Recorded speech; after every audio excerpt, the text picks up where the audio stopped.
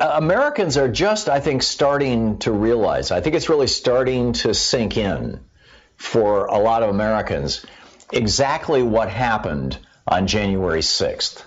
That this was an actual attempt to violently overthrow the government of the United States, to assassinate Mike Pence and Nancy Pelosi. They built a gallows outside.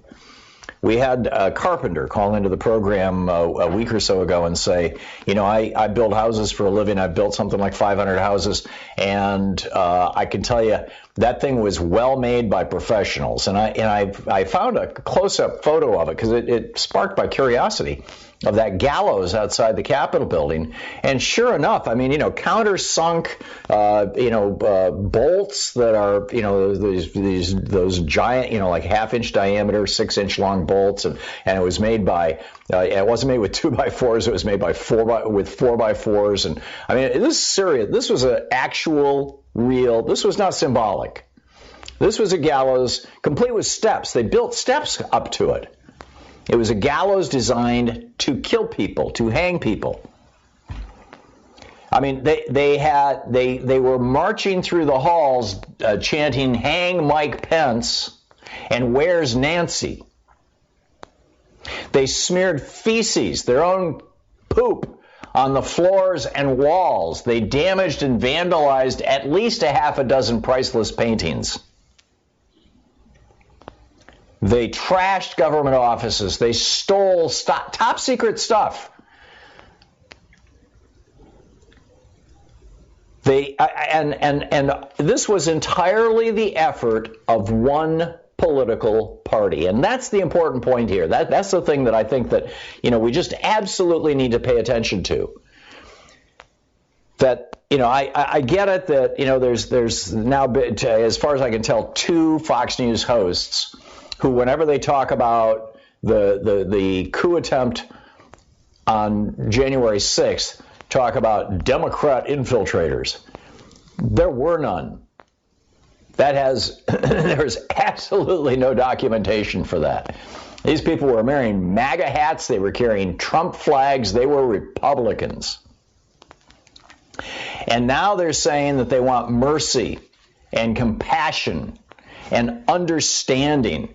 The guy who was dressed like a naked Viking with the giant, with the fur over his shoulders and the horns and everything, he's saying, well, I was just doing what Donald Trump told me to do. In fact, apparently, a number of them, that's going to be their defense as they go into court, is we're just doing what the President of the United States told us to do. There's film of these guys as they're confronting the Capitol Police at the beginning of the siege saying, Donald Trump sent us here. Your boss sent us here. You have to let us in. He told us to come here. This is going to be their defense. See, they want us to understand that it's not their fault. We're just supposed to start understanding these folks, these Republicans. This is the same Republican Party who, for 50 years, has waged a brutal war on drugs that H.R. Haldeman, Richard Nixon's his chief domestic policy advisor, came right out and said, we did this to make it criminal to be so that we could easily arrest black people and anti-war hippies. And they've done that. And thousands of black people and a few anti-war hippies have rotted in prison for years as a result of Nixon's war on drugs, the Republican Party's war on drugs. This is the Republican Party who waged a no-mercy campaign of imprisoning refugees, fleeing violence in their home countries, tearing their children away from them, putting their children in cages for months, losing over 600 of them, saying, no mercy. They now want mercy. This is the same Republican Party that says no exceptions to the death penalty. In the last 3 months, they have executed more people than in the last 56 years at the federal level, combined. This is the same no compassion Republican Party that's now asking for compassion, that for years and years and years has said, if somebody falls on hard times, we have no obligation to provide them with government-funded housing or food stamps or extended unemployment benefits. In fact, every Republican administration back to Reagan has cut back on unemployment benefits, and then a Democrat comes in and re-expands them. This is the Republican Party that has worked for 80-plus years to end Social Security, to privatize it and turn it over to the banks, and to gut Medicare and Medicaid. These are the people who spent 40 years so glorifying guns that America is the worldwide center for school shootings. And when first graders were gunned down at Sandy Hook, this is, these people who want a discussion now about whether or not they should just be let go. These are the same people who refuse to even discuss taking weapons of war off our streets.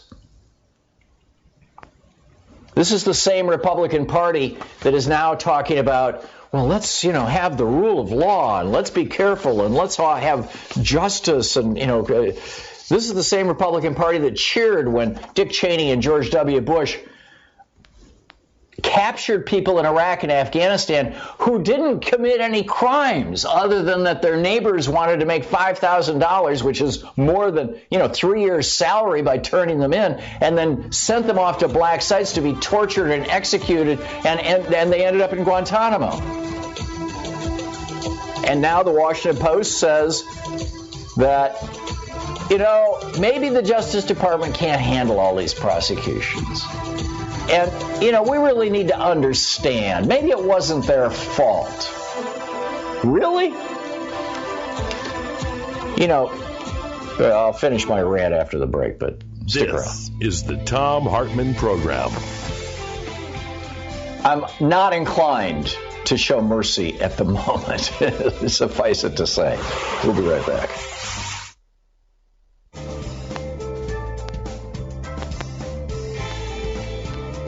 You're listening to KPFK 90.7 FM, Los Angeles.